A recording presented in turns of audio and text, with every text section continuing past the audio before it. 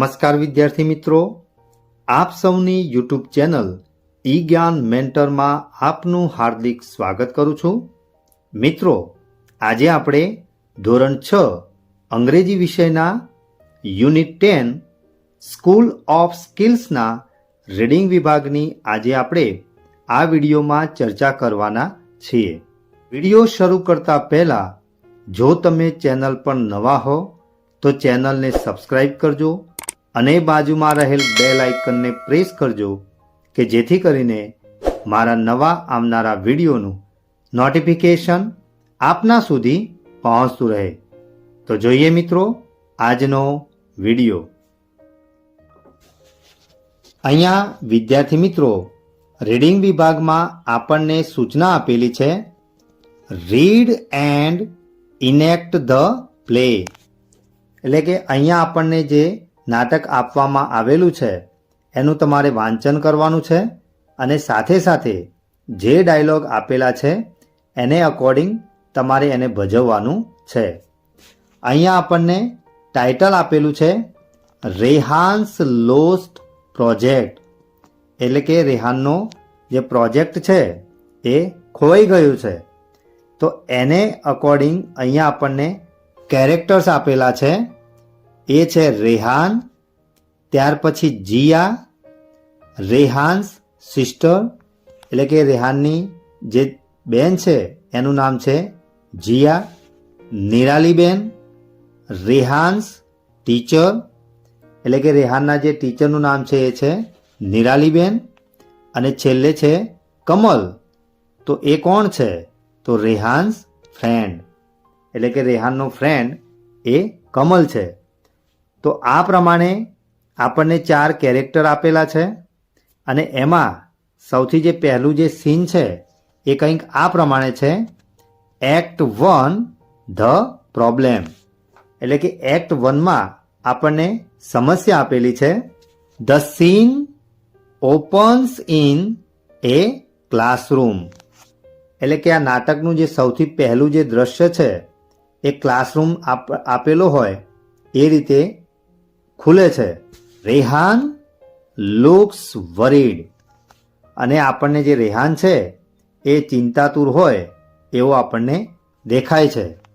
Rehan says to Jiya, oh no, I lost my school project. Rehan એની જે બેન છે જીયા એને કહે છે કે અરે ના, મારો પ્રોજેક્ટ તો ખોવાઈ ગયો છે. Jiya says what, today is the last day for submission. એટલે જીયા કહે કે શું વાત કરે છે, આજે તો આ પ્રોજેક્ટને સબમિટ કરાવવા માટેનો છેલ્લો દિવસ છે. Rehan says I know, I spent many hours on preparing it. Rehan કહે કે હું એ તો જાણું જ છું કે આજે છેલ્લો દિવસ છે અને મેં આને તૈયાર કરવામાં ઘણા બધા કલાકો બગાડ્યા છે. અહીંયા વિદ્યાર્થી મિત્રો જે નાટક આપેલું છે એ નાટકનું જે પહેલું જે સીન છે એ કંઈક આ પ્રમાણેનું હતું. હવે આપણે આગળ જોઈએ.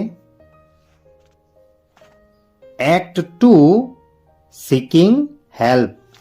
એટલે કે જે સીન 2 બતાવેલું છે એમાં મદદની જરૂર છે એટલે કે મદદ મેળવવી છે એવું આપણને બતાવેલું છે.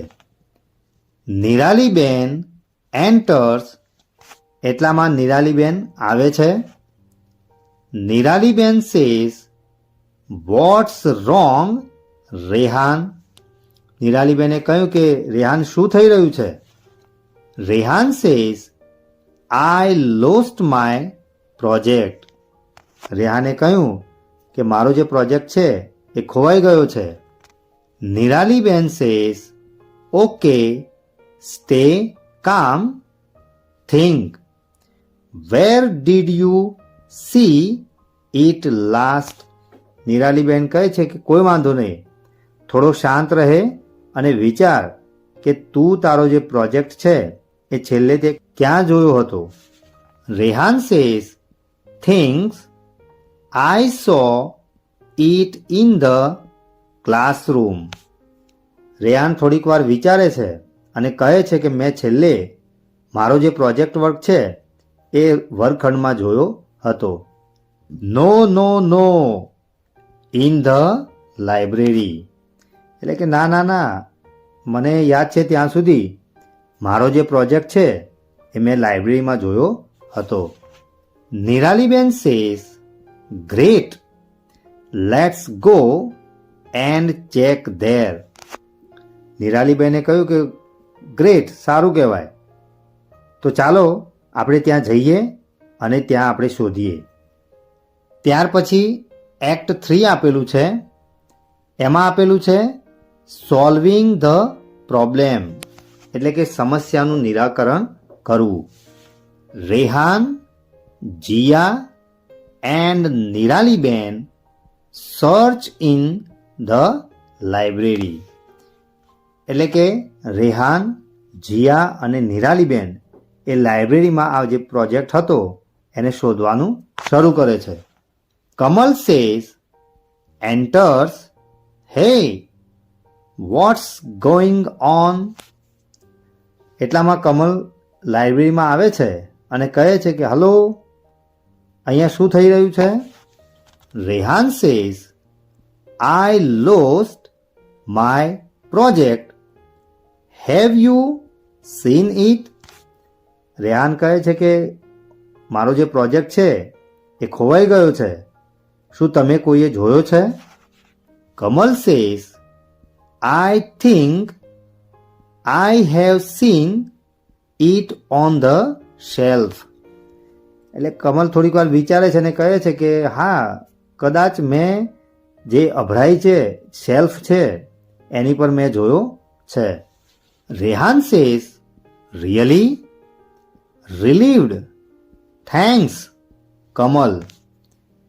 રેહાન તો એકદમ ખુશ થઈ જાય છે અને તેનો આભાર માને છે અને કહે છે કે કમલ, તારો આભાર.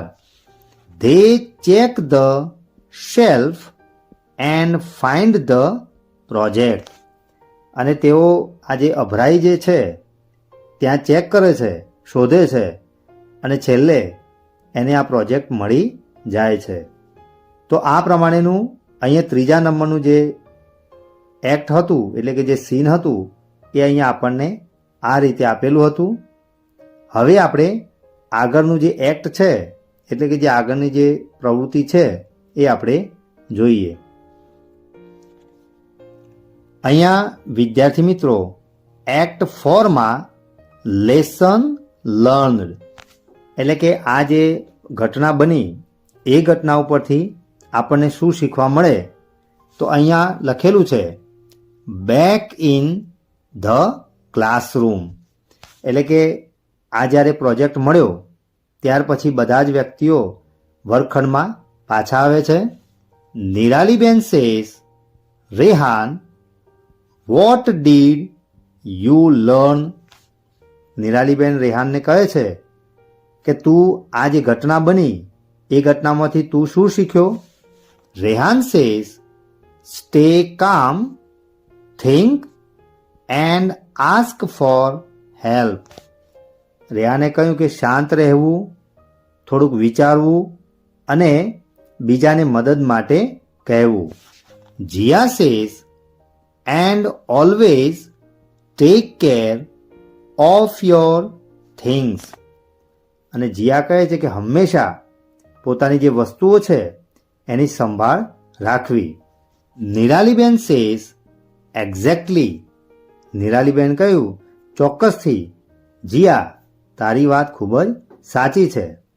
તો અહીંયા વિદ્યાર્થી મિત્રો આપણને એક સરસ મજાનું નાનું નાટક જે છે એ અલગ અલગ પ્રકારના દ્રશ્યો સાથે અહીંયા આપણને આપવામાં આવેલું હતું, એનો આપણે અભ્યાસ કર્યો.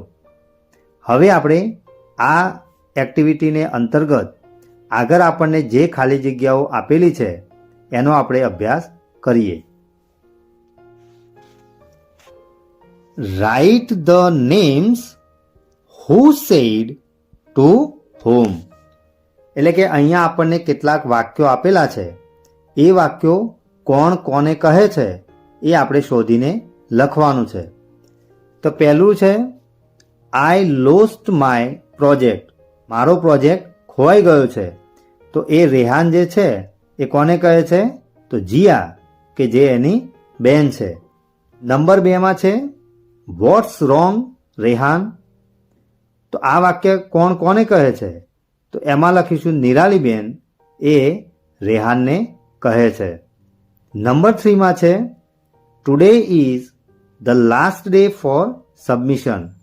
તો આ વાક્ય જે છે એ જીયા જે છે એ રેહાનને કહે છે. નંબર 4માં છે I have seen it on the shelf. આ વાક્ય કમલ છે એ રેહાનને કહે છે. અને છેલ્લું વાક્ય છે stay calm, think and ask for help. તો આ વાક્ય રેહાન છે એ નિરાલીબેનને કહે છે. તો અહીંયા વિદ્યાર્થી મિત્રો, આગળ આપણને જે 4 પ્રકારના એક્ટ આપેલા હતા એના આધારે અહીંયા જે વાક્યો આપેલા હતા એ વાક્યોને આપણે કોણ કોને કહે છે એ વિભાગમાં આપણે એને પૂર્ણ કર્યા. તો વિદ્યાર્થી મિત્રો, આજે ચલાવેલ રીડિંગ વિભાગના પાર્ટ 1માં તમને મજા આવીને? આશા રાખીશ કે આજે ચલાવેલ રીડિંગ વિભાગના પાર્ટ 1માં તમને સંપૂર્ણ ખ્યાલ આવ્યો હશે. જો તમને આ વિડીયો ગમ્યો હોય તો વિડીયોને લાઈક કરજો અને શેર કરવાનું ભૂલતા નહીં. ફરી મળીશું આવા જ ઇન્ટરેસ્ટિંગ ટોપિક સાથે. ધન્યવાદ.